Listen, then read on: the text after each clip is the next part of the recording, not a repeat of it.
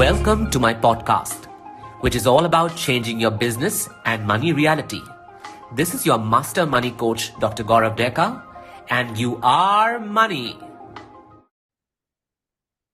Hello, my friends. How have you all been?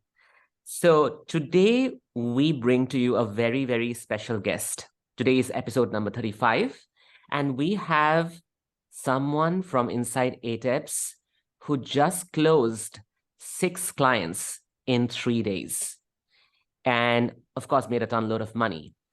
But before we go there, I want to introduce our guest today. So our guest today is Dr. Ankita and Dr. Ankita Singh, and she happens to be the skin and cycles coach. Basically, she happens to be India's first trauma-informed dermatologist. She's an MBBS MD, and she's also certified in trauma work, especially in intergenerational trauma and family constellation. And she has recently come up with a program of hers called RITHVAM, about which we will be talking about later in the podcast, but handing it over to Dr. Ankita Singh. So, most welcome to our podcast, Dr. Ankita. Tell us a little bit about yourself. Hi, Dr. Gaurav. Good afternoon. So, you have said quite a lot about me, while introducing me. Um, I don't know from where to start, but I think, trauma work has really changed my life, and it's like that watershed moment in your life. There's a before and then there's an after. So for Yeah. me, coming to trauma work has been like that moment. I can see my journey before and Yeah. after. Yeah. And what really brought me to trauma work has been like the connection that I lost with my body many years back, but I had no words to define it. That what is it that I was losing every single day of my life? I think it all goes back into 2019 when I had my miscarriage. And within minutes of my miscarriage, I had a strange echo from my body telling me that, you know what, you're not well. And I then underwent a procedure. I recovered. My doctor told me that everything is good, everything is well, there's nothing to worry about. Deep down, I could never forget that echo that, you know what, you're not well. But then we are so used to silencing these echoes from our body that I went ahead with my normal life, mothering my 1 year old, taking care of my body nutritionally and otherwise in general terms, and in the meanwhile hoping that I would conceive again.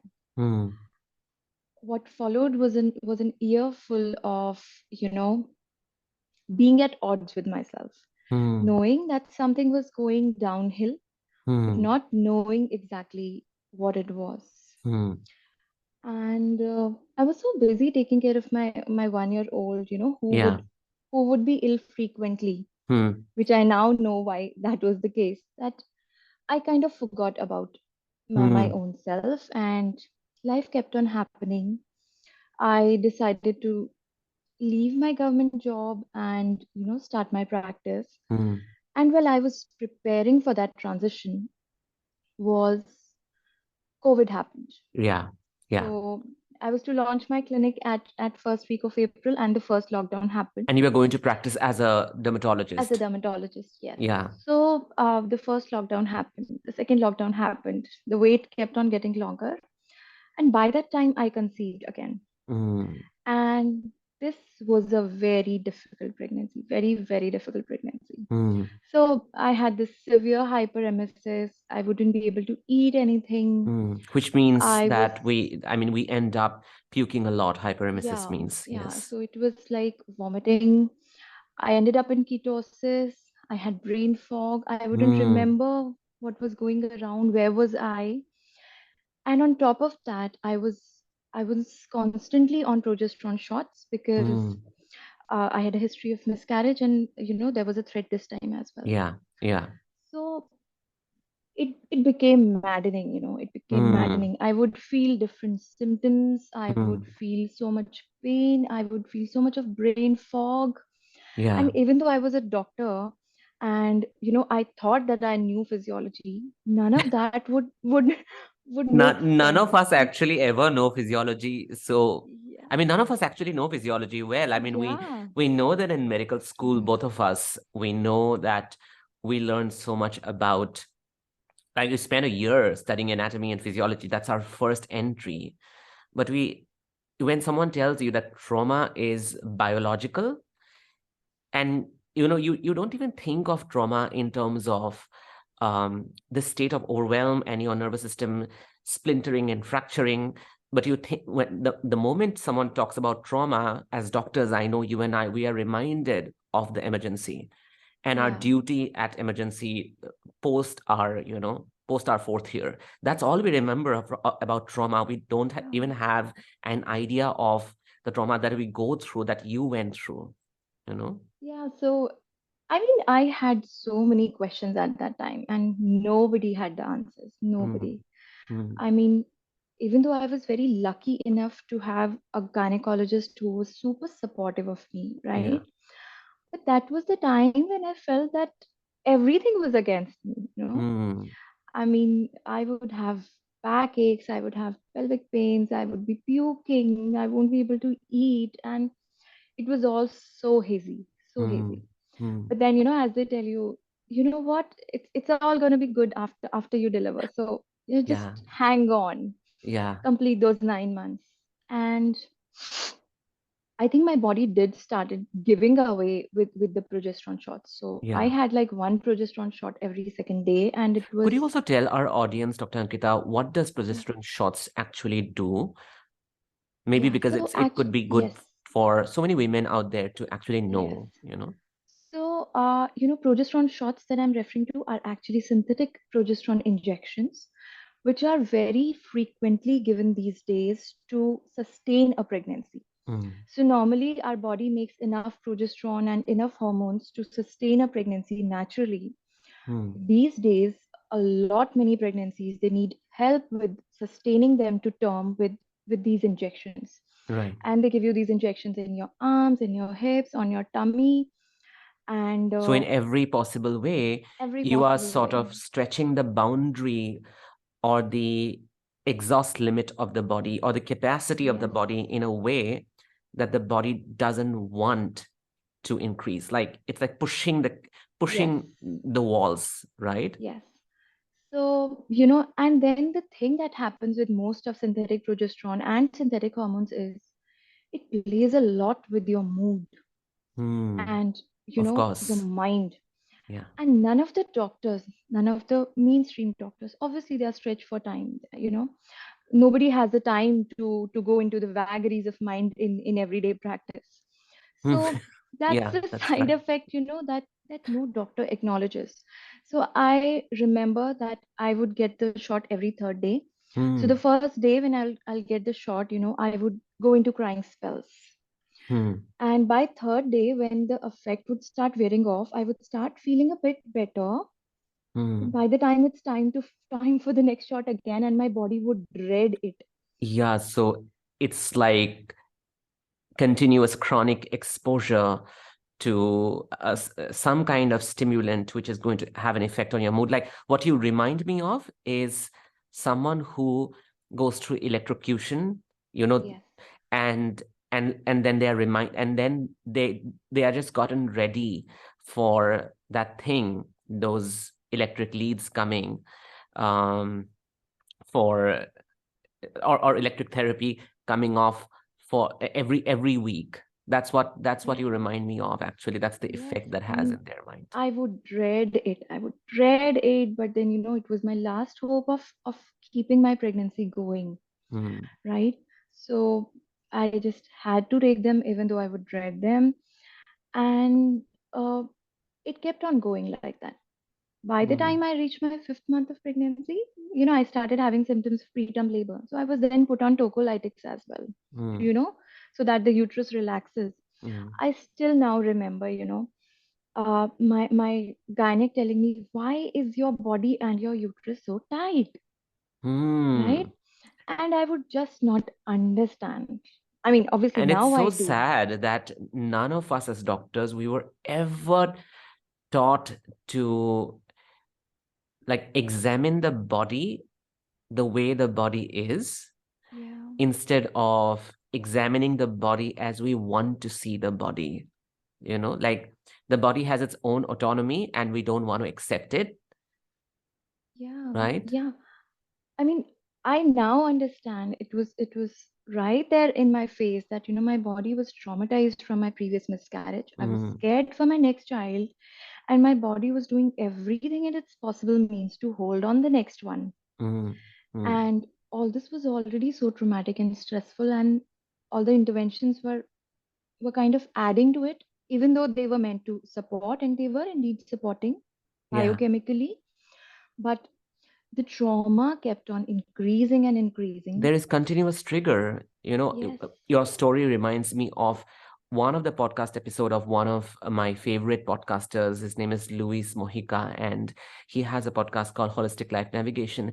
And he talks about decolonizing the body, which means that we think that the body is under our control, and we are the people, we are the ones who examine it, probe into it, and drive it.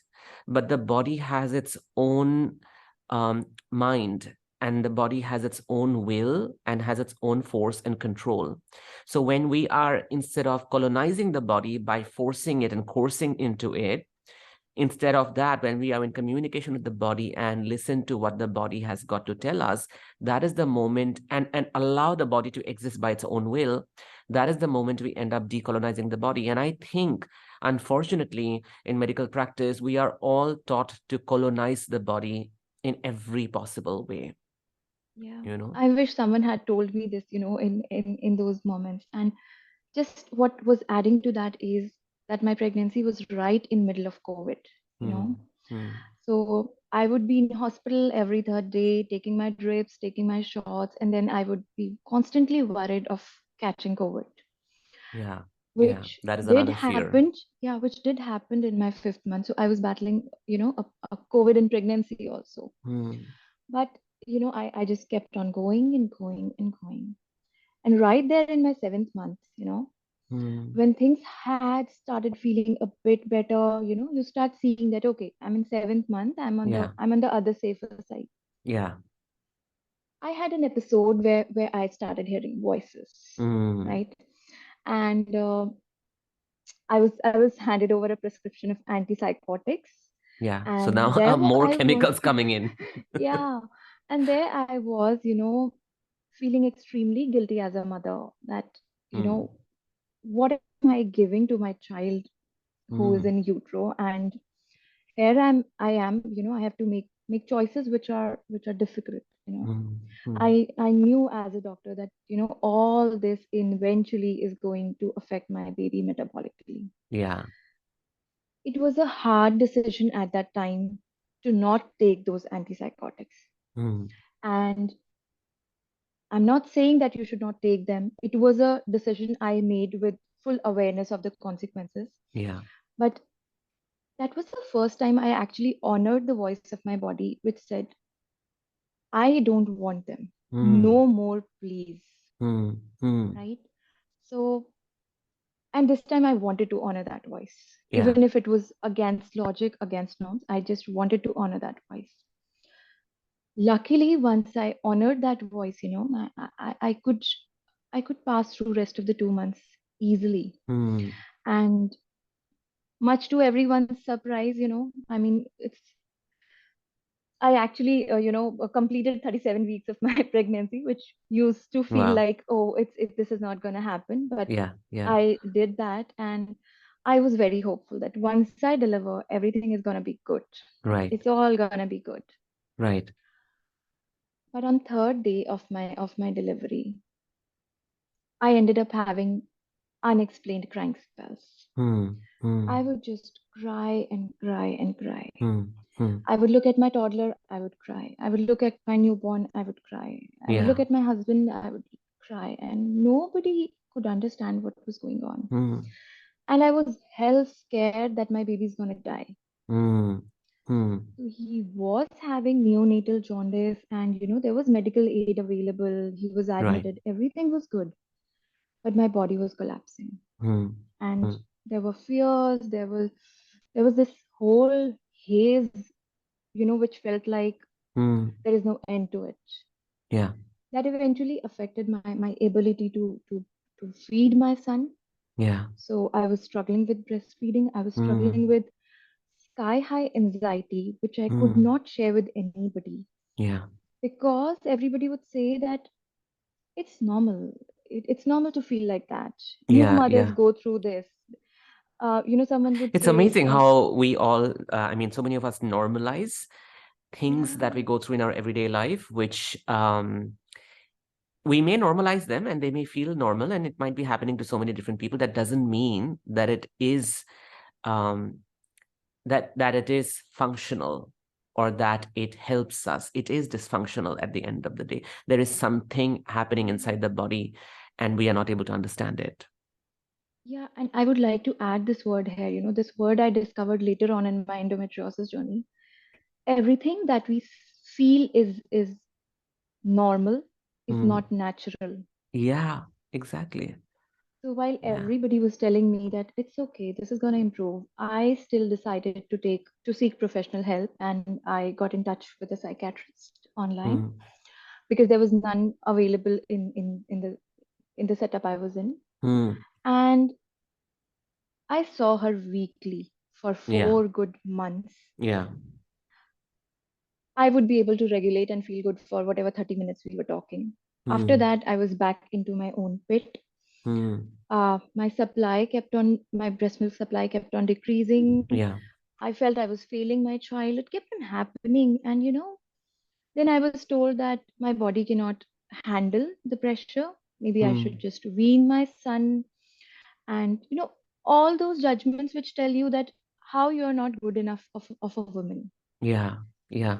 right? Yeah. Uh, Everything taking you away from what is natural for a woman, right?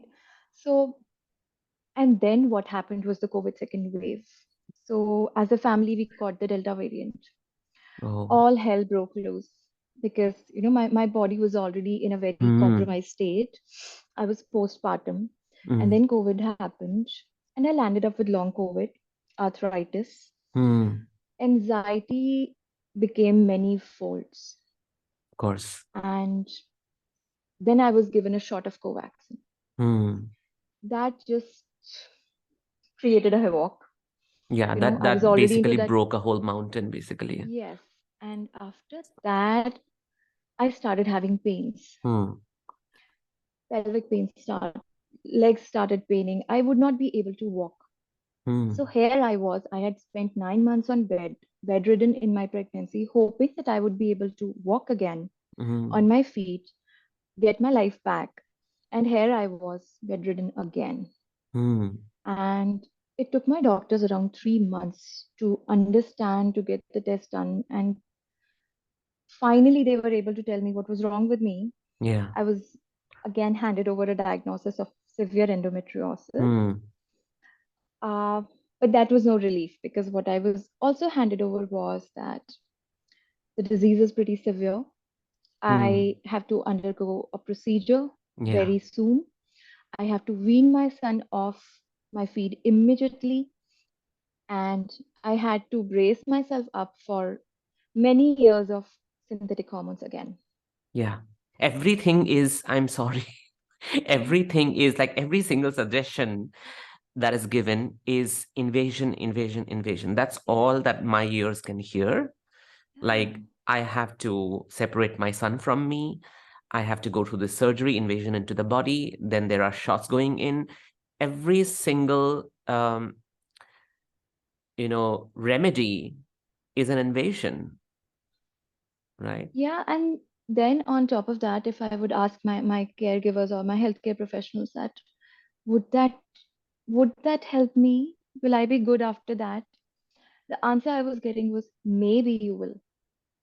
Or maybe we will have to take you in for another surgery next year and then another surgery next year. So basically, I was handed over a schedule that I should really be waiting to get into menopause faster so that I can just avoid more surgeries. Wow. Well, basically, it's like, get over with your life soon so that Yeah. you are manageable. Yeah, and the other option I was given was stay on hormones, stay on synthetic progesterone for rest of your years, I do feel which that my it's so body was dreading. Yeah, I'm sorry. I do feel it's so important for the audience to hear this whole part, that what a human being goes through before we see them as we are seeing them today. Like, we are seeing you today in a very different light. I mean, you are there on internet, there are on Instagram, people are following you, you put up posts, you've closed consults, and people are working with you, knowing you as a trauma worker. But this part of the story is something people need to know so much more than that part. Yeah, this is like the most vulnerable side of me. I mean, Yeah. I still remember looking at the ceiling for like 3 continuous months and hoping that I would just die. Mm, I would just disappear, right? And the only thing I think that kept on clutching on me was when I would look at my kids, I would feel like, oh, but what about them? I desperately wanted to bring them into this world and have a life with them. mm, So there was this deep desire to go because I knew my body would not be able to take through that much. But still, as we are told, we are doctors, we can't ignore medical advice. I went ahead with the procedure. mm, I started the synthetic hormones, mm, and it was terrible. It mm, was terrible. And I still remember Dr. Gaurav coming across your profile mm, and mm, taking that profile to my husband that evening and saying that, you know what, I think he can help me. mm, mm, And both of us were clueless about how you could help me. mm, mm, But I just told my husband that okay, I'm following whatever advice the doctors are giving, and but I really don't want to be on antidepressants and anti-anxiety. mm. I might just take hormones, but these medicines. I don't want to numb myself out, Yeah. right? Yeah. So I think he's the man who could help Mm, us. mm. So I just decided to give it a try because nothing else was helping. Yeah. And when I say nothing else was helping, Dr. Gaurav, so I am not just a medical doctor, I'm also a Reiki healer Yeah. since 2009. Yes, I So think when I say that's not, also important for our audience to know, that yeah, you have always been into spirituality and energy work. yeah. Yeah. So I was really pushed to the wall because even that was not helping. Mm, mm, People say that energy work is powerful and this and that. Everything is good, but I think it was my body which needed the work at that time. work at that time. Yeah. So as you remember, we started doing the work, Mm, and mm. it was not easy going through those procedures and doing the work simultaneously. Simultaneously. Yeah, it takes a lot, because it's not just going through sessions, but you walk out of sessions and then your mind is spinning and you are trying to find out what exactly happened. And then you spend weeks trying to bring pieces together and integrate them. So it's a lot of task. Yeah, so I failed that surgical procedure after 50 days. There I Mm, was in pain for 50 days, bleeding continuously, in the hope that the procedure would help me with the mm, endometriosis, but the mm, procedure failed me badly. mm, There were complications that I had to deal with for next 2 months. mm, mm, But the good part, which was also the difficult part, the sessions kept on going and I mm, kept on doing the work because somewhere deep down, I felt supported. mm.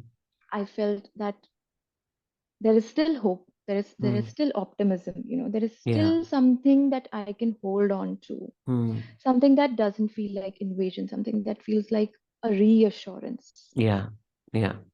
Yeah. And the pain started settling. It would come back, it would then settle again. So I knew that yes, I'm peeling off the layers, and eventually this really is gonna work. Yeah.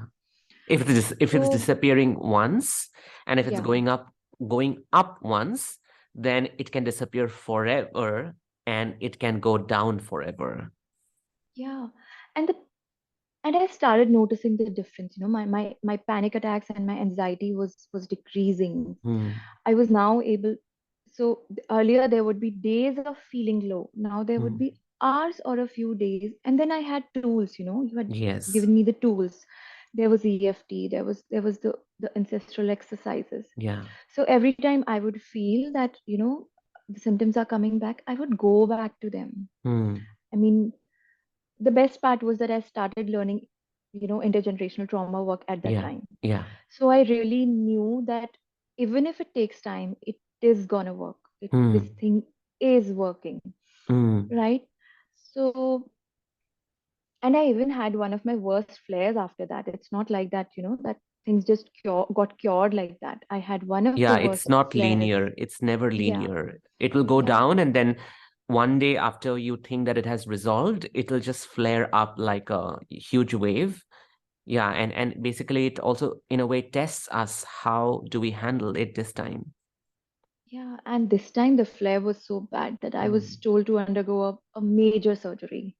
So I was told that, will have to go uh, hysterectomy, there will be nerve dissection, there will also mm. be, there will be a rectal surgery. I All might kinds have of to end up stuff. with a colostomy. This was even scarier than and there was this part in me which said, you know what, you foolish woman, you just sat on it, you just Mm, sat on it. But there was this deep voice inside me which said, yeah, you know what, you still have choice. yeah, And luckily, that was the time also, Dr. Gaurav, when you introduced us to polyvagal theory and nervous yeah. system Polyvagal theory, regulation nervous system in regulation. our Yeah. trauma training. And what I realized was that this time my body was not as scared of surgery as it was previously an year Mm, back. mm, mm, So I knew that yes, my body is recovering. mm. What I also noticed was that the doctors who were suggesting me those surgeries, Yeah, I was not feeling safe with them. yeah, Now, if I'm not feeling safe with them in a consultation, mm, definitely my body is not going to feel safe in the surgery with them. yeah, So, even though I had a lot of faith in my initial doctor who advised me the surgery, I decided to take a second opinion. mm, Now, the second opinion was even more scarier. I went to one of the leading hospitals in Delhi, yeah. and there was their HOD who said, you know what, not just surgery, you will also be put on 2 years of synthetic hormones, and we will induce you into a medical menopause. Wow, wow. And around this time, against, even though I didn't want to, but my flare was so bad, the pain was so Mm, bad that I was needing opioids to manage it. So mm, they gave me first dose of the medicine that would create a temporary medical menopause. mm, mm, And my God, my body suffered. mm, I felt weak in my bones. I was losing muscles. I was losing hair. mm, And I realized I don't want to continue with that. mm, mm. Maybe I'll find some other way to deal with the pain, Yeah. right? Or maybe I'll be in the pain and I'll manage it somehow. But definitely, I'm not going to put my body to do this. Mm, mm, So I saw a couple of doctors at that time. And I practiced the nervous system regulation with them mm, mm. in all of my consults. So I think I started killing the art of consultation back then. So I, I I would would seek, I would want to interject and ask you, because a lot of people ask me, that Gaurav, you talk about nervous system regulation. How do you do it? And I tell them that it's not explainable through words, but we mm, have to experience it. So, how would you sort of explain to the audience who is listening right now that how was I regulating my nervous system with all those doctors? yeah. So first thing I would see is how comfortable I was. Hmm. Am I able to sit straight? Am I able to breathe in my belly when I'm sitting with this doctor? Yeah. Is this doctor looking me eye to eye when he or she is suggesting me the surgery? Mm-hmm. Am I feeling warm and reassured in this doctor's presence? Mm-hmm. Does this doctor really knows what he or she is doing? Mm-hmm. Or they are quoting the statistics again and again? Yeah. Yeah. Yeah. Yeah. Does this doctor feel a part of my pain? Do they understand? Mm. And when I say that, I've been to doctors who just looked at my reports, who would just say, "You're a doctor, you know endometriosis, you know the treatment. Why do you keep on coming back again and again?" Yeah. So there is an absolute Clear. dismissal in that Yes. moment, right? Yes. So, I started re- because by that time I had one thing in my mind. It doesn't matter to which corner of the world I would go to get my surgery done. Mm. I would go to the doctor which makes my body feel safe. Safe. Yeah. And the day Yes. I find this doctor, I'll close my eyes and I'll go ahead with the surgery. Yeah. Doesn't Yeah. matter. Yeah. So by that time, with all the trauma work that we had done, my body had started communicating to me Hmm. in the ways that are actually natural instincts, but are dimmed by time and trauma. Amazing. I think this is such an important line that the body starts communicating, which is a natural response of the body. But our capacity to hear them, listen them, and intercept them is dimmed while we are growing up, or how we are numbed out, especially also in, I know I'm going back to it again, but I do have to go back to it because um, especially in medical school also, while we are learning, the way we live our life and the way the competition is and the way the performance pressure is, I think that is one of the environments which really almost mandatorily focuses on numbing out our body. Yeah. You still remember we would study for 16 to 18 hours in final Ours, yes, MBBS, yes, we would. Yeah, and we would skimp on eating well, we would skimp on sleep. It's just like how many chapters and how many hours. yes, So we actually had been, I think that's in itself is another complex layer of trauma. yeah, yeah. So let us come back to Yeah. nervous system regulation. Yes. That one was, Yes. I knew that whichever doctor would make me feel safe, I know I would go with them with my eyes closed. Yeah. Right. So around that time, somebody suggested me a doctor in Hyderabad, right? Hmm. Hmm. And I knew that in this state of physical health, leaving my young kids behind, I wouldn't be able to go to Hyderabad. Hmm. I reached out to her and I asked her for an online consultation, which she normally doesn't do because it's very hectic for her. Hmm. I waited for her appointment. I talked to her. Then we had another appointment. My reports were reviewed. No, all these things, they took a time of 3 months. Wow. So what I started doing in those 3 months was, Dr. Gaurav, I kept on doing EFT, right? Hmm. I kept on doing the trauma exercises again. Hmm. I kept on going back to the feeling of what feels safe in the body and what doesn't feel safe in the body. Hmm. Hmm. And I started extrapolating it not just to the doctors, but also to my relationships and to my experiences. Hmm. So sometimes, we mothers, we just stay around our kids because we are mothers, even though the it's overwhelming and it Yeah. starts Yeah. Of feeling course. unsafe. Yeah. So I started practicing the nervous system regulation in all of the areas. Areas of your life. Yes. Yeah. Yeah. And you know what? By the time, I finally had my final online consultation with the doctor, one thing was that doctor was really not into pushing me into a surgery. Hmm. Hmm. She gave me a prescription of hormones, but with a lot of reassurance. And also with an allowance that if they don't feel well after 1 month of taking, I'm free to drop that prescription Yeah. and still she would hear me. Hmm. Hmm. And she was really, very accommodating of all the lifestyle changes that I was doing. She Yeah. didn't brush them off that, what, no matter what you do, you still need a surgery. No, her attitude was completely different. Different. And I felt safe. So, I gave myself a few more months and I said that, okay, I kind of had a conversation with my body that, Yeah. you know what? We have found the doctor. I Hmm. feel safe with her. Yeah. So in case you don't do well with the body work that we are doing right now, with the Hmm. energy work that we are doing right now, we know where to go. Yeah. Yeah. This created an additional layer of safety in my nervous system that I'm not medically orphaned. Hmm. Till Hmm. now, my body was feeling medically orphaned. Almost I, ostracized, right? Like yeah, no one is willing to believe what's happening inside my body. They either want to dismiss my condition or they want to diminish it into a diagnosis which just needs a certain plan of treatment, nothing else, nothing more than that, basically.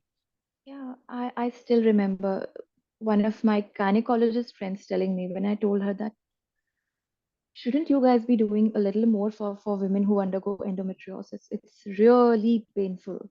Mm, And she said, see, with the kind of treatments that are available, the best we do is, we just wish that if one of our patients is diagnosed with endometriosis, we hope she goes to another doctor. wow. Wow. It's like, I These are don't the want to kind deal of with things. this patient. Yeah, we don't want to deal with this. So in that scenario, I think nervous system regulation Yeah. really helped me. Yeah. Yeah. And once my body started communicating back to me what Yes. felt good and what did not felt good, what felt safe, what did not feel safe, then I retraced my steps back to what I like to do. Hmm. Hmm. For example, doctors would tell me that you should be doing cardio and strength training to help with the endometriosis. But my body hated these two things. Hmm. Hmm. What my body liked was yoga and dancing. Yes. So I danced my way back to feeling better in my body. Amazing. Amazing. This is also another thing that I want to highlight, that the body has its own language, and listening to it um, is art, and listening to it is also practice.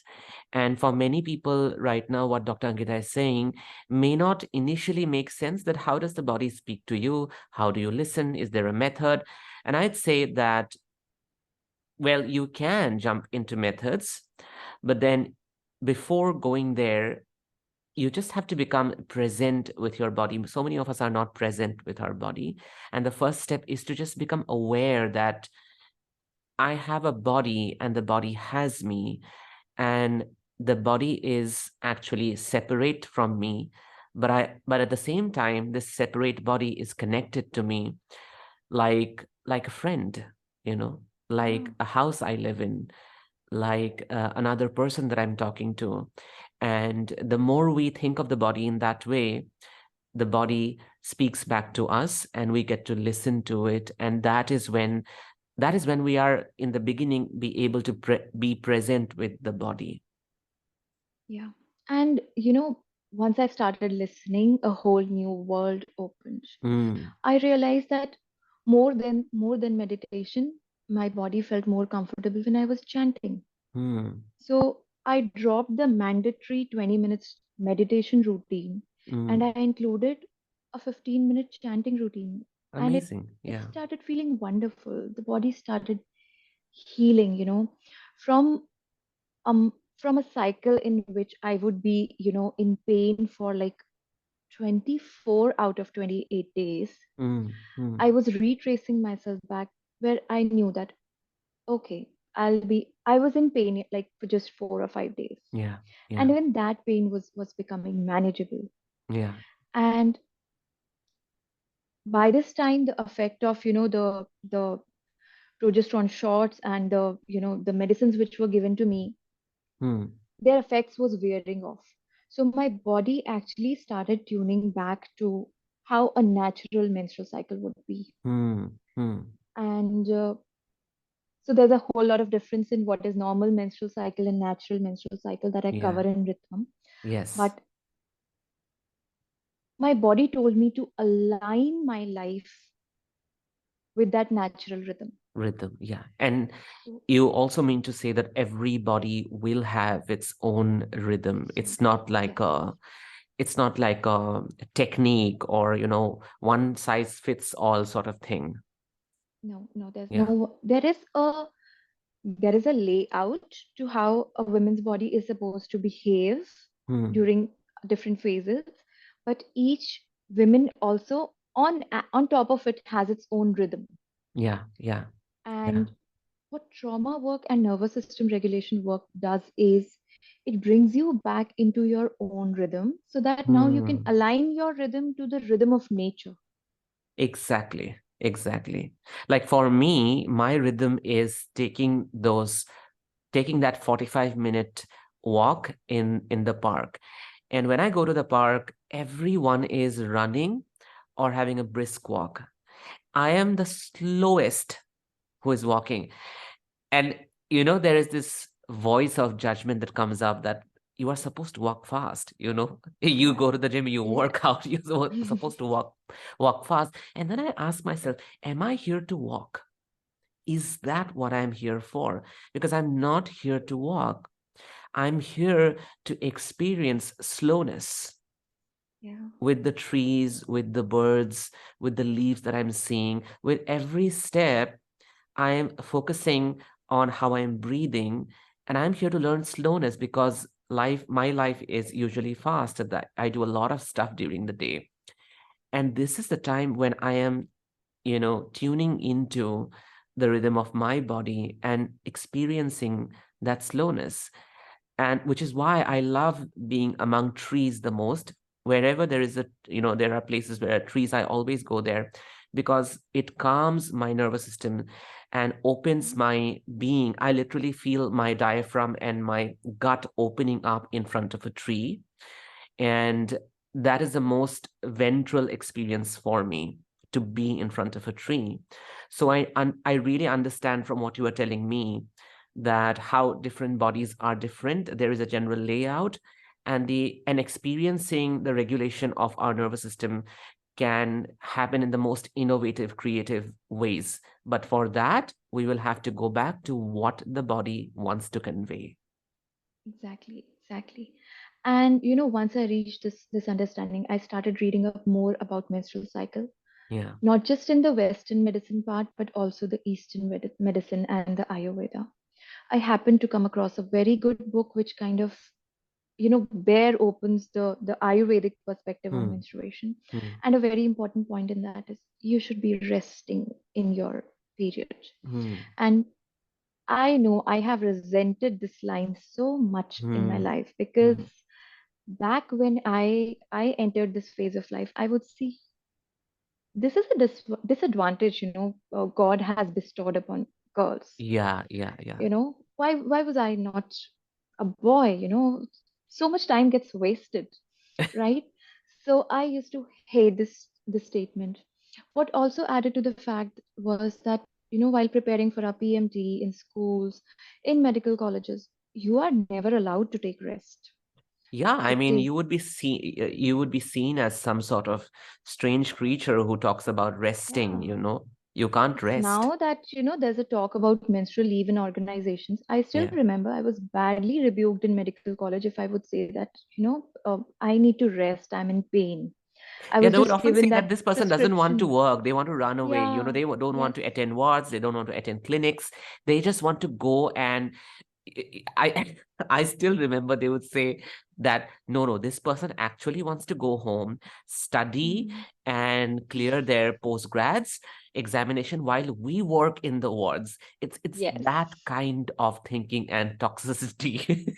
Yeah, and even when I was working in a government hospital after my postgrad, I was seeing 400 patients every day. My goodness. And you know it was like at that time, if there would people who would say, what, you shouldn't take advantage of being a woman. And I would just cringe and see, what, it's not an advantage, it's a disadvantage, but you don't understand. So for Hmm. me, resting every month was something that seemed too chivalrous. I was like, no, no, Yeah. no, this is not done. Yeah. But then I really wanted to try it. So what I did was I created deliberate pockets of rest. Calendaring your And rest, which is yeah, what we talk about. and yes, and I I purposely positioned that around my menstrual cycles so that I could also test that whatever are they saying, is that true? And when I prioritized that rest, I realized that the rhythm of my cycle revealed itself to me. Yeah, yeah, It yeah, showed me the days, the phase in which I could be super productive. It showed me the ways when I needed to slow down. yeah. And when I refused to slow down, I would feel pangs of rage, anger, and PMS. So PMS is not actually a disease. PMS is just your body telling you that, look, this is not okay with me in this phase. It is an effect. It is an effect Yeah. of miscommunication. Yes. So, and I worked through those things one by one through awareness, through nervous system work, through EFT. Hmm. And I finally found a rhythm which felt very comfortable, very, Hmm. very comfortable. And even though now I was It's taking almost breaths like and everything, entering your real skin yes, from the skin that you're asked to wear, like a dress, and which was so uncomfortable to wear because it was pinching and pulling from all kinds of sides. And when you actually find the regulation of your nervous system, it's almost like entering your uh, leaving that skin and entering the real skin that you are. yeah. And I still remember I told one of my fellow therapists that so she wanted a session with me, and I told her that, you know what, I won't be working next week. And she asked me, "Are you traveling?" I was like, "No." And she said, "Then what stops you from taking a session? Are you being lazy?" And I said, "No, I'm not being lazy. I'm honoring my Yeah, cycles next yeah, week, yeah, right?" yeah. And I got a lot of disbelief at that point. But no matter what anybody said at that point of time, Hmm. Hmm. I faced a lot of rebuke from many corners. But by that time, Dr. Gaurav, I was so much into that phase of honoring my body and Hmm. my body wisdom. And a lot of credit for that goes to ATEPS, by the way. Yeah, I yeah. mean, I was into this intimate, self-loving relationship with my body that I didn't want to let go of this love I've found for my own For body. my own body, for my own self, for knowing Yeah. that it is my body that is the creator of everything that I'm experiencing. Like I always tell people it's your body which is going to create your business. You know, Yeah. it will emerge from your body. Everything that is creative in your life that you will end up creating and also end up contributing to so many other people's lives, it will come Yeah. from your body. Like your program RITHVAM came via your body, Yes. and now it is contributing to so many lives. You know, I just want to like move ahead and ask you this question that you have a very amazing title. You know, it's I know that we had discussed this on Instagram, and then we were figuring out what kind of coach you are. And inside ATEPS, I always keep telling people you can be this coach and you can be that coach based on what comes most naturally to them. I remember telling someone inside ATEPS a few days back, and they were saying that, you know, I get into these thinking loops and I'm not able to come Mm. out of these loops. And I said that how about being a loop coach, you know, who gets people out of loops, because you have gotten Yes. out of loops, right? And Yes. I remember having this conversation with you of becoming the skin coach, right? Yeah. And now today you are the skin and cycles coach, right? Which Yeah. means you take care of the skin, you combine the wisdom of the body into developing natural rhythmic cycles, and at the same point of time you integrate trauma work into it and nervous system based work. You bring everything together. So tell us about, how does it feel to now become, you are still a dermatologist, right? You are still Yeah. Dr. Ankita Singh. But how does it feel to be in this new, I will not call it identity, but new avatar of being the skin and the cycles coach? It's very empowering. And the reason I say is even back in 2019 or 2020, I would have patients who would have hormonal acne. The only treatment I could offer them at that time was pills, the synthetic hormones. Many of them would not be able to take it for many reasons. And then I would be like, oh my God, I can't help this person, right? Because Yeah. they have a hormonal issue. Yeah. And when I myself became a hormonal issue, I also became one such difficult case. The the feeling of empowerment that I feel today is comes from the fact that now I have a solution for them. All those patients who are difficult by the definition of modern science or modern medicine, I have a solution for them. Yeah. And this feels amazing. Yeah. Yeah. Yeah. And of course, um, if you hadn't been through that entire journey, which also includes that whole state of purgatory, it includes the state of healing, but it also includes the state of purgatory, going through almost hell, you wouldn't have been here. And I know I'm coming up with a controversial sort of question here, but then not question, but topic here. And often we, doctors who, because we have other doctors also inside ATEPS.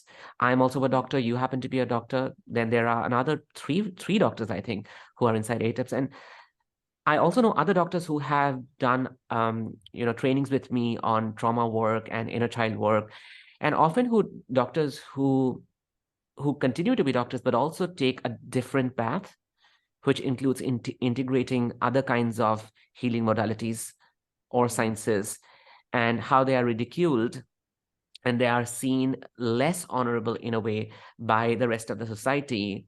And I totally sort of stand against it and I condemn it, because I know that this is how you become a true healer, because you are not discarding different you are not separating one from the other, but you are bringing everything together, right? And that's what you are doing with RITHVAM. You're bringing everything together. So tell us a little bit about, um, tell us a little bit about the backlash that you may have faced, and tell us a little bit about doctors who really want to become coaches. Like, doctors should become coaches. And why should they become coaches? Honestly, few months back, I did not understand that the work that I'm doing, with the lifestyle modification and everything, which I had been doing since 2018 with my online patients, I didn't really see it as coaching. But once you coached us into what coaching is, Yeah. I realized that I was actually coaching only, Of course, right? you are coaching, you are changing Yeah, lives. yeah. And I think what really made me finally understand that was that so I offered trauma work to many of my dermatology clients, Hmm. right? And there was a lot of resistance that would come in. Hmm. Why should we do trauma work for our acne? You see? Right. it Yes. you the intonations used to be like this, that what you're asking us to do a very big thing for a very small problem, Small problem. right? Just give They us would, that damn ointment. yeah, and what they would not realize is that they were using the topicals, they were using the tablets. Still, their Yes. acne was not budging.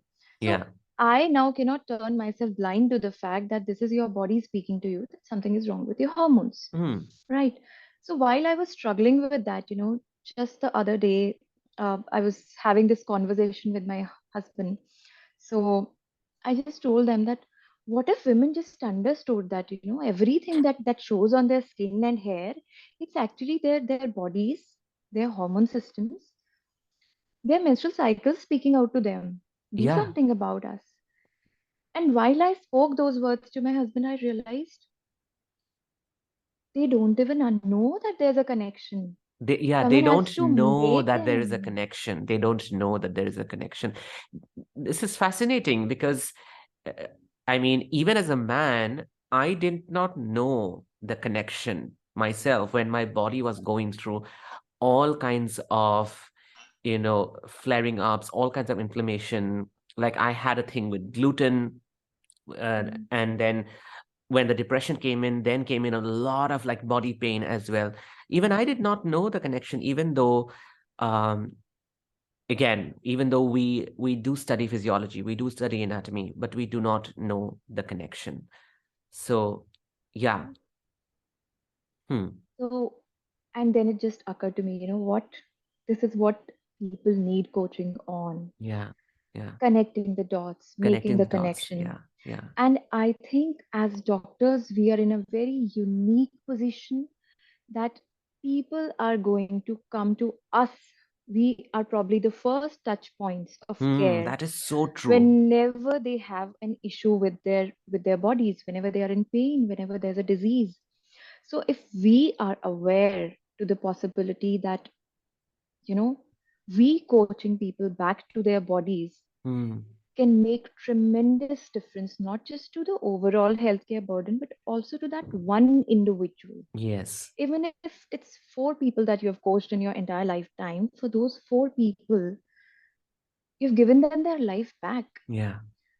I mean, Gaurav, if I would not have approached you for doing my trauma work, and if I would not have learned from you, I would be deprived of the life that I have today. So, Yeah.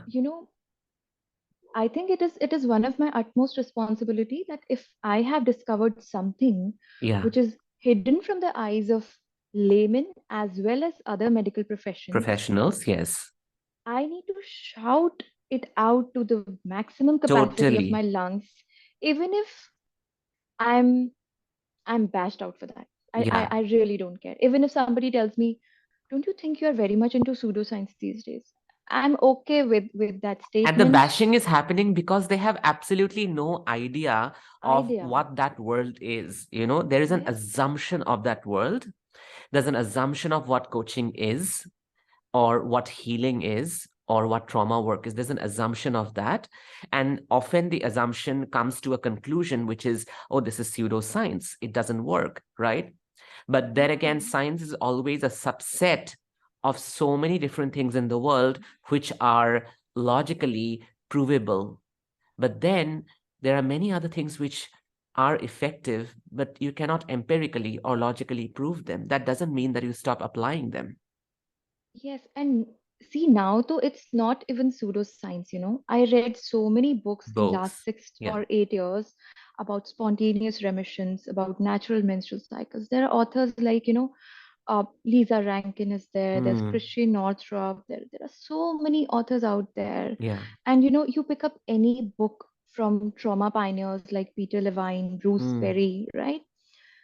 The connection is out there in the studies. It's It's stark. just that, It's yeah, stark. People just don't know that stark these books exist. Like you and I exist. really love Bruce Perry's "What Happened Yes, to You," right? yes, This, I think, it's both of our favorite book. yes, And the way that book reveals trauma and connects it to the body and shows that trauma is actually biological. It's not just psychological, it's actually biological. It's in your cells, in your tissues, in your bones. It is in your nervous system, like. that book has, yeah, like that book has humbled me to life, Hmm. literally humbled me to life. Yeah. It has made me see my responsibility as a doctor, my role as a mother, my position as a spouse, right? I see everything in new light thanks to that one book. Book. Yes. And I've cried on each chapter. I've taken days to finish a chapter, then I've revisited it. It took me good 6 months to finish that book, but Absolutely. it taught me life. It really taught me life. Since we are talking about books, I just wanted to like touch on this as well. That just like I love Bruce Perry's book. It's one of both of our favorite books. Another favorite book of mine is "It Didn't Start With You" by Yes. Mark Woollin. And that book is totally about intergenerational trauma. Anyone who wants to learn about intergenerational trauma, I think the first touch point is Mark Woollin. "It Didn't Start With You." And I have read that book 7 times till today.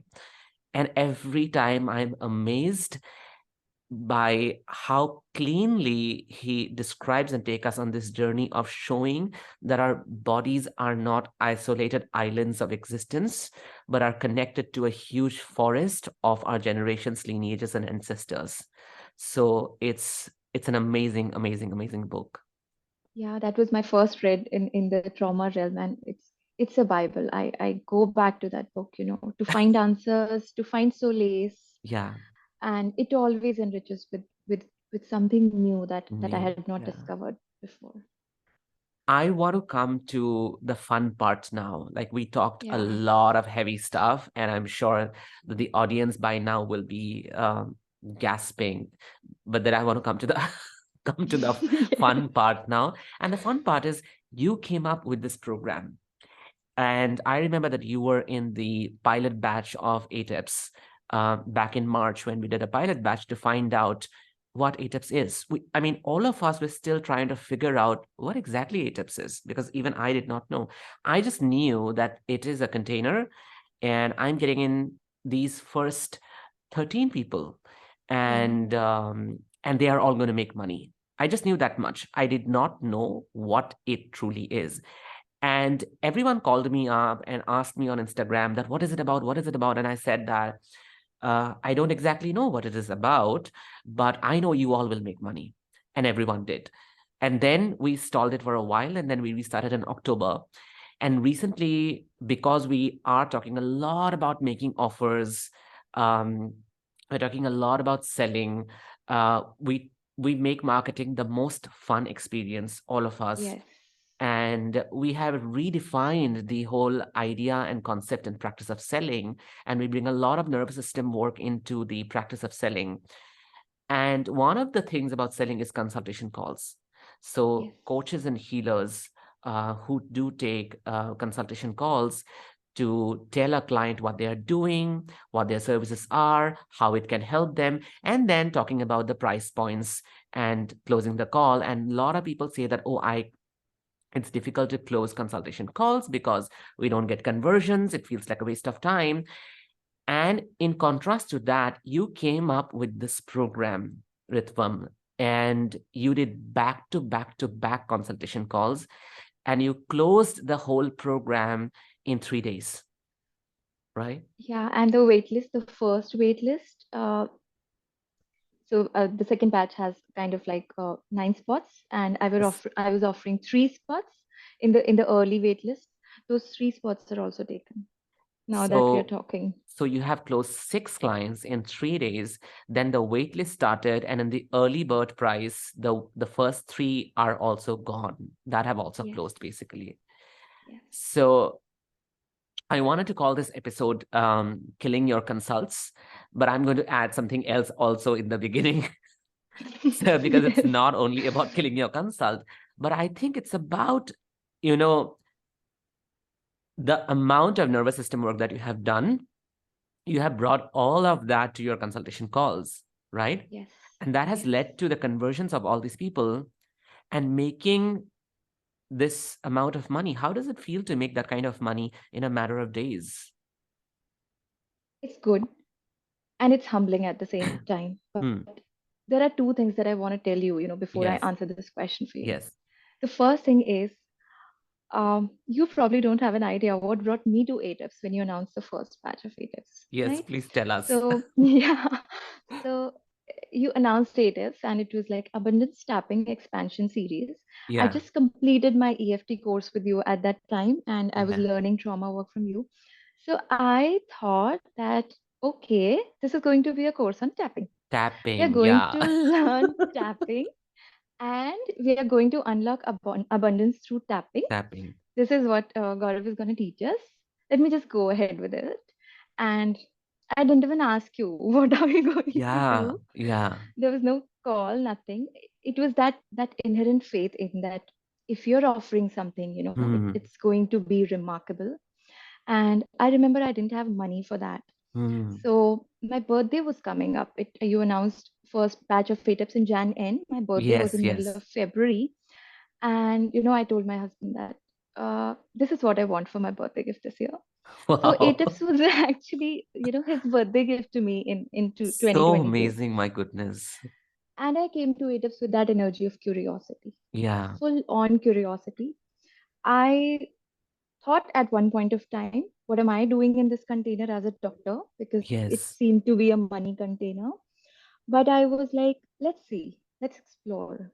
Hmm. So the reason I'm putting this out here Hmm. is sometimes we do not need to know the layout, the Yeah. process. Yeah. Sometimes all that we need is that we are able to feel safe in the energy of that container. And Container. ATEPS has been that safety container for me. Yeah. Yeah.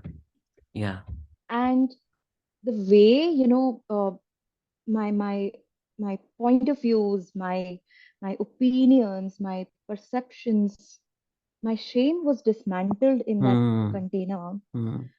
I wouldn't even have thought of Ritvam in 5 years if it was not Hmm. for me being a part of that pilot batch of ATEPs. Coming up with the program, declaring it, closing it in 3 days, declaring a wait list, closing those first three. I mean, this is rapid and massive. And a lot of people, Dr. Ankita, will see that, oh my God, she's doing this amazing work. She declared the program, she got the consultations, she closed them. That's what they're going to see. But they won't see, and often they don't see the amount of faith that you had to not only put in a program like ATEPS, that comes much, much, much, much later, but the amount of faith you had to put on yourself while going through all that, all that madness of the body, of the environment, the pregnancy, the miscarriage, COVID, your body. That is what I want people to remember and understand, that it's not overnight success, right? It may Yes, look like overnight look success. like that. It definitely looks like overnight success. It's like I closed all this consultation in 3 days. It's overnight success. Yes, it is not overnight success. There's a lot of work that you have put into it, and you have put into it out of your own volition, and you have put into it, without an external voice telling you, Ankita, go ahead, do it. Without that voice, you have done. There was no another human being who actually, asked you to do that. And which is why it is so important for you and for us to be coaches, so that we can become that voice for so many people out there seeking help, right? Because they Yes, don't have and that voice. yeah, and surprisingly, on the day when I decided to announce Ritvam, I got a really lucrative job offer, right? Amazing. Okay. And so I made that choice as well before stepping into those Yeah. calls. And as you always say, that yes exists in the land of no. No. Yeah. That's not my line. That's Byron Katie's line. Yeah, but I've heard it from you, so it's like, when I remember it, it's your voice which I Yeah. which I hear. So I had thought a rough model, as in that if I'm going to take 6 people, I'll probably need to talk to 60 people, Hmm. and there would be a lot of no's. Yeah. So I kind of prepared myself for the no's Yeah. by asking myself this one very personal question: why am I doing what I'm Hmm. doing? Yes. Yes. And Like, hold on, my hold why, on. Like, I want the audience to listen to this question, that you need to ask yourself, why am I doing what am I doing? Like, if I happen to be a coach, why am I a coach? Why have I chosen to be? Right? And would I still do it even if it doesn't work out, even if people say no, even if I fail? Right? Yeah, go yeah. on. So, and when I asked myself this question, a very clear answer that popped up was, I'm doing it so that someone else doesn't have to run pillar and post Hmm. for the key to their hormonal healing, Hmm. the way I Hmm. had to do it. Yeah. I want to be that one pillar post that they go to, and they know that, out there, this is the way I can. Yeah. I don't claim that I will be healing people through rhythm. No, RITHVAM is the framework, the blueprint that women will be using to heal themselves, right? I'll be assisting them in their trauma work. I'll be assisting them in the framework. Yeah. It is like they will be healing themselves. I'm the medium. Yeah. And once I had this clarity that I'm in it for, like you mentioned this word in your last 3 days of your class as well, I'm in it for service. Yeah. So when I stepped into each of the consult calls, I was very clear. It's okay if they say no. Sometimes we are not prepared for the work that lies ahead in us. Sometimes we are not ready, and sometimes there are actually affordability issues. Sometimes there are actually things Yeah. which are beyond it. I actually entered into the call with the three P's, and Yeah, also the three P's very are clear. problem, statement, process, and uh, possibility. Yeah, Possibility. Yeah. problem statement, process, and possibility. It's something that I teach inside ATEPS, and I talk about how using the three P's you can do your consultation calls and you can sell. Yeah. Yeah. So I stepped into that, and I was very clear on one thing, that I'm going to allow the other person to feel safe in opening up, and I would listen and hold space. Even if that means that my 30-minute consult clarity call is going to stretch beyond 40 or maybe That's right. 50 minutes, I'm going to make the other person feel heard, right? That I felt was the first thing I wanted to offer, I think you were because so everything much starts after that. willing to give them, Dr. Ankita, you were in the energy of willing to give that space, your presence, and the connection that they could form with you. I think that is one of the most important things about signing up a client, and talking to a client and entering a consultation call, that we enter with the energy of, okay, no matter what, I'm going to give everything that I can to this person in this moment, right? Instead of thinking that, oh, is this person going to sign up? Are they going to pay me the money? All of that. Almost half of my clients broke down in the consult calls, and the fact that I was prepared with the nervous regulation part really helped me in supporting them to Yeah. complete the call. Yeah. And see, if I would have entered that those calls with the energy of desperation, that uh, you know I just want to sign up this client, Yeah. that Yeah. I would have transmitted the same to my client as well. Absolutely, absolutely. That's an amazing point, that we transmit the state of our nervous system to whichever person we are communicating to. And we do that always in the selling process, that when we are selling, we do that all the time. We transmit the state of our nervous system. And another thing that freed me completely from that pressure was, as much as my client has the right or the free will to say no, No, yeah. I gave that same free will and right to myself. So I've Amazing. actually said no to 8 people who were willing to pay money, be in the container.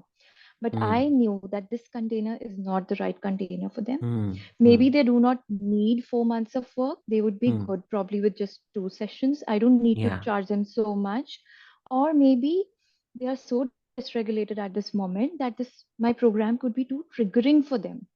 So I just assessed what state they are meeting me in, and I've guided those people to the alternative ways of working with me, or maybe not working with me if I felt that I'm not the right fit for Right them. person. So Yeah.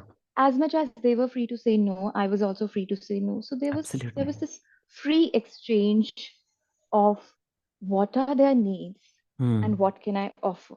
Which is what ethical selling is. Yes. That not only does your client has the full liberty and the right to say no, you also have the right to say no, not because you dislike the person, but because you know that whatever they are buying from you, your coaching may not be the right one for them, and you help them make that decision and you show them the path, right? And the only 2 people whom I've signed up without a clarity call are the people who have previously worked with me. So I'm well aware of, you know, what is the work we can do. Yeah. I've declined so many requests of people willing to pay me ahead of turn because their clarity calls were scheduled later. They said, just take the payment and, we can do the clarity call later. Yeah. I didn't offer that to people who have not worked previously with me because I wanted them to be in my energy for a while and see if they are feeling safe with me or not. Amazing. Amazing. I just had one last question, and that is about the money part, Yeah.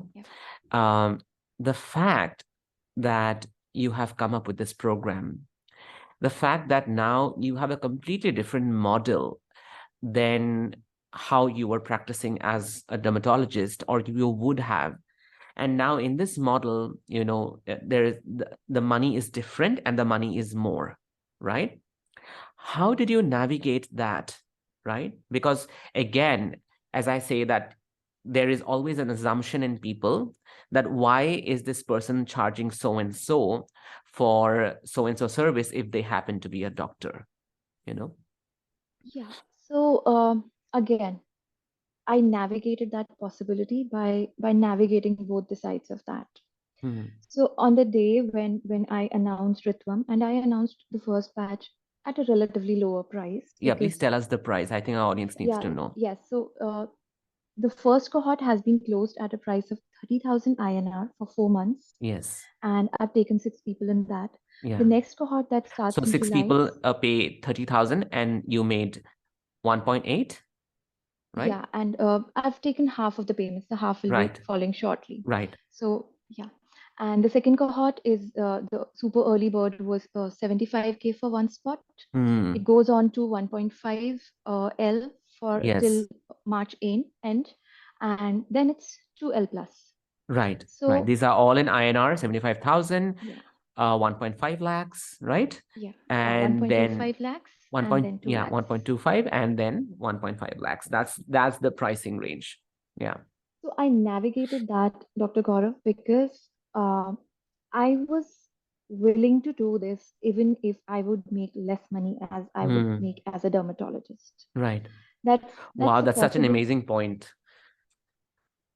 That I would do this even if I was willing to make less money, even if I made less money than I would make as a dermatologist. But then it turns out to be opposite now, isn't it? I'm not sure, and maybe yes. The point is, I would have done RITHVAM first batch even if one person would have opted for it. Opted for it, yes. And I was pretty confident of doing that because a day before I took my first consult call, I was standing at this possibility that if I resume my clinical practice, in a dermatology clinic next year, I would easily make 3 to 4 lakhs, in a month. Yes. So I knew that I could make probably more money with the clinical practice, and this might fetch me a little less for a while. And I was okay with that because this offer, this service, this coaching came from my body. Yes, absolutely. The offer needs to come from your body. And what's going to happen, Dr. Ankita, is even though we see that there is something called industry standard, and I would have, as you said, I would have made 3 to 4 lakhs as a dermatologist in my clinical practice. You will see that as RITHVAM grows and as the program grows, and it's the soul of the program also evolves like a child. It grows into an adolescent, grows into an adult. You will see that it is going to bring so much more money into not only into your life but into itself, and you have no idea what it can grow into. And I think that created the safety thing for me, Dr. Gaurav. I was okay if it brings less for a while. I was okay if it brings more for a while. This is what I really want to do this year. Yeah. I mean, I didn't even box myself into whether I'll be doing RITHVAM in 2024 or not, Yeah, which or is I why would I come up said with that it has the power and capacity to evolve into what we don't know what, right? Yes, but right now, right now, I was, as you sometimes say, I was so heavily pregnant with the idea of RITHVAM Yeah, that it had to be out in the world. And yeah.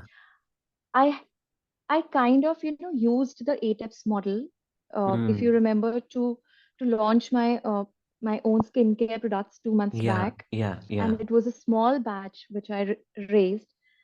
And let me admit it to you and to everyone today. I practiced it with that batch of products, the art of selling, and Wow. then I reciprocated that along with that. This time it's not a product; it's Hmm. a program. So I'll be taking consult calls. Yeah, So yeah. I slowly So you stepped practiced your into, selling with those products, and then you brought the yeah, same principles and actions into selling your program. yes, and this time because my body was comfortable with the act of selling, because Hmm. that became like, I'm doing it for the second time, I'm doing it for the third time. This time I could focus more efforts on the consult calls because Hmm. the selling felt natural. Natural. It Yeah, didn't feel salesy. yeah, So I yeah. could give my whole energy into my consult calls. And even though when my first cohort was full, I had 20 people waiting for the clarity calls, and I didn't Hmm. know what to offer them. I'll just take a minute, and I think Hmm. this is Hmm. a very important learning I Important. did. Yeah, So I first thought, why do I need to take these calls now? yeah, yeah. My cohort is full. Maybe I should just cancel the calls. But I did not do that. My body Hmm. said, no, these people Hmm. want to talk to you. You gave them a chance, and now Yeah. you're just taking that away because your job is done. No, it doesn't go like that. You have to honor Exactly, the faith. exactly, exactly. People may see that as, once again, I really want to like remind people, people may see that as, oh, she finished her first cohort and now she's moving on to the second and signing up clients. There's no, does she not rest? Is she greedy? Those kind of stuff. But we as coaches look at it from the point of view of service, that people really want to reach out to us. People really want to work with us. And if we do not make ourselves available and open up spots, then we end up dishonoring them and robbing them of the transformation that could have been possible if we close it, then we rob them of the transformation, basically. So I decided to go ahead with the consult calls. But then on the first day after closing, every time I would tell them that, the first cohort is full, maybe you can come Mm. back in July. I didn't like how the energy of the conversation would drop.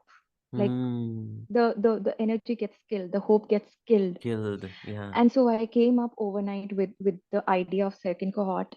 But Mm. then what happened the day later was, the moment I would tell the new price to Mm. people who were on clarity call, they would be disheartened. So Mm. the energy and the coherence of calls, it started dropping. Yeah. So what I did on that day was, I took 2 hours in the night. I mailed individually, personally, to each of the Wow.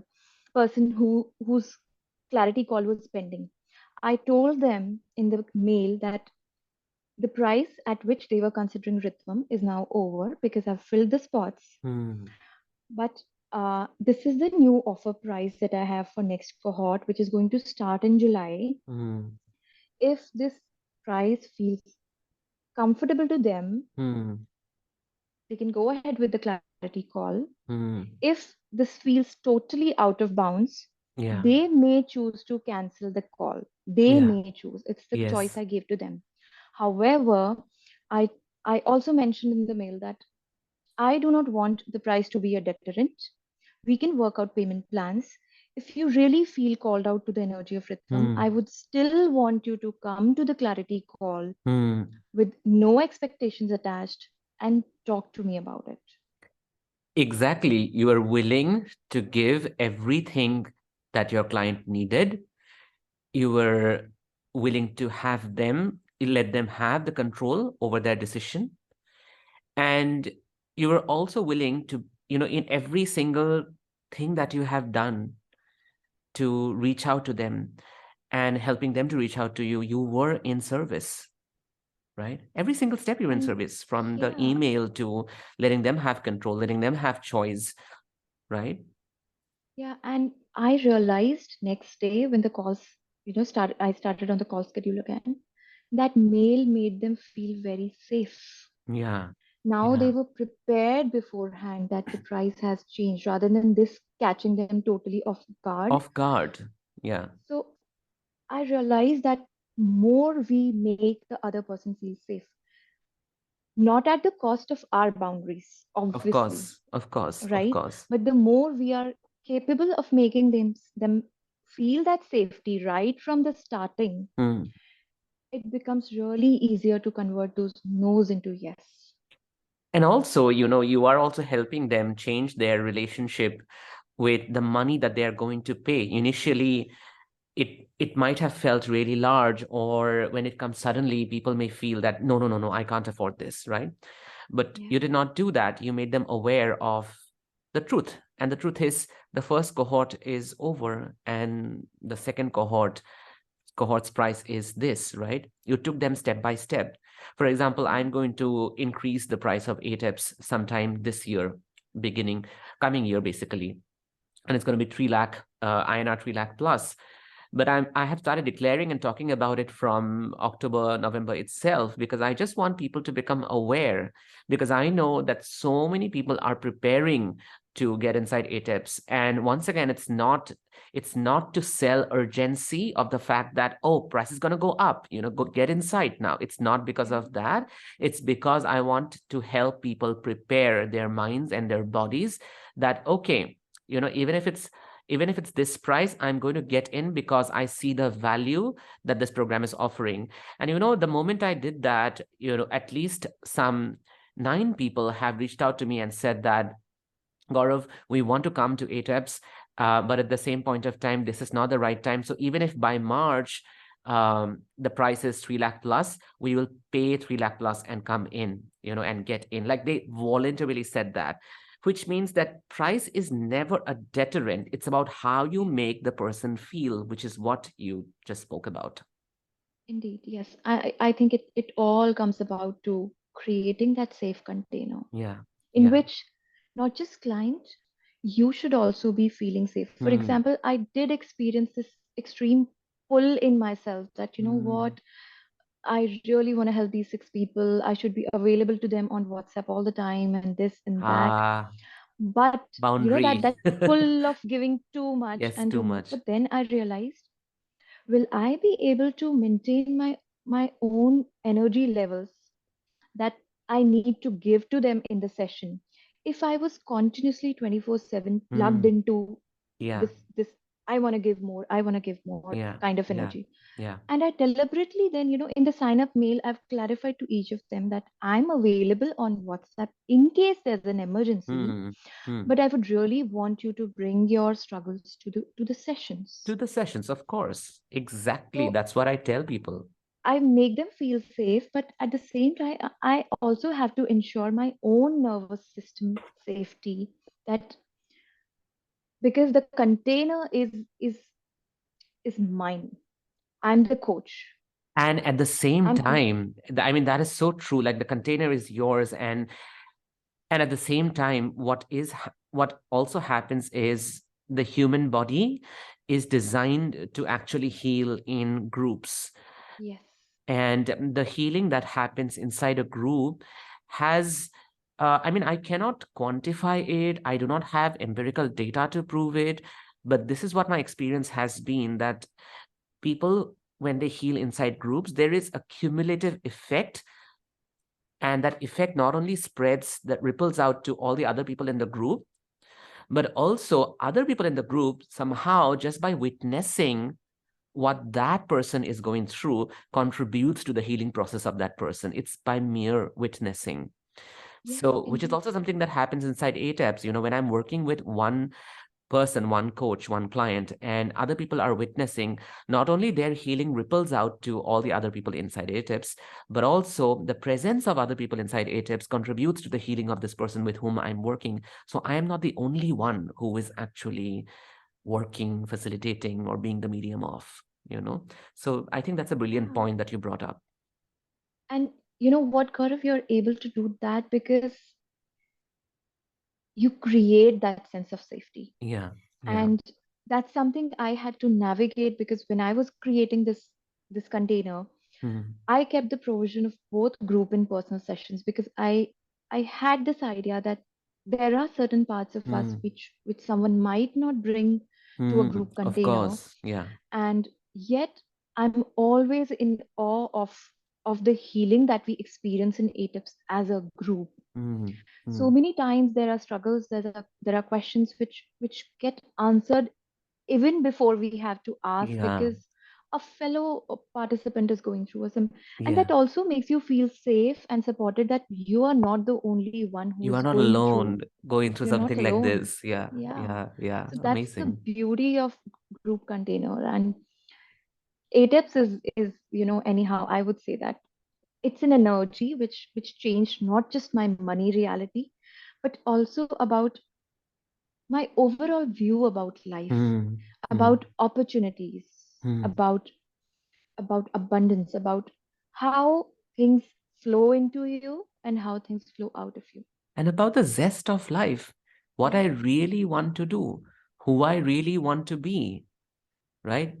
I think these are, um, I never go with this thing of what's your purpose in life. I think when you talk about purpose, it feels as if something external, another force has sort of handed it over to you. And I say, no, I tell you can decide your purpose actually. Who do you want to be? What do you want to do? If everyone in this world was blind and naked, who would you be? Yeah. And and Yes. and that is what actually breaks the ice, because then I can just be anything who I want, you Anything. know? Yes. Yeah. I just So love that module about shame that you have in ATEPS. It's one of the most prolific things to hear. I go back to that episode every time I find myself constrained yeah, or yeah, boxed. boxed, yeah, yeah. Amazing. So thank you. Thank you so much, Dr. Ankita. We have like crossed 90 minutes talking and having conversations from, from the one end of the spectrum to the other end. And this was most illuminating for me, for us, and I'm sure the other audience are going to love it. So Thank thank you. you Thank you once so again. much. I just want the audience to know where can they find you and how can they connect to you and how can they get inside Rithvam. So I'm there on Instagram. My Mhm. handle is at Derma Diaries and Life. I'm going to add that to the And show notes. Yes. yeah, and I'm currently taking people to join the second cohort of RITHVAM that starts in July 2023. Hmm. And they can just DM me. I'm just a DM away on Great. Instagram. Great. Yeah. Very much like me. I'm just a DM away. Okay. Thank you. Okay. Thank you. Thank you, Dr. Ankita, for being a part of this episode. And I'm sure we are going to we're going to come up with more episodes and more revelations with the evolution of Rhythm in the future. So thank you once again. Thank you, Dr. Gaurav. The pleasure is all mine. Thank you. Okay. If you enjoyed listening to this podcast and are willing to change your business and money reality, head to my free coaching community on Facebook called You Are Money. Link is in the show notes. And do not forget to leave a review on Spotify.com or Apple Podcast. Thank you so much.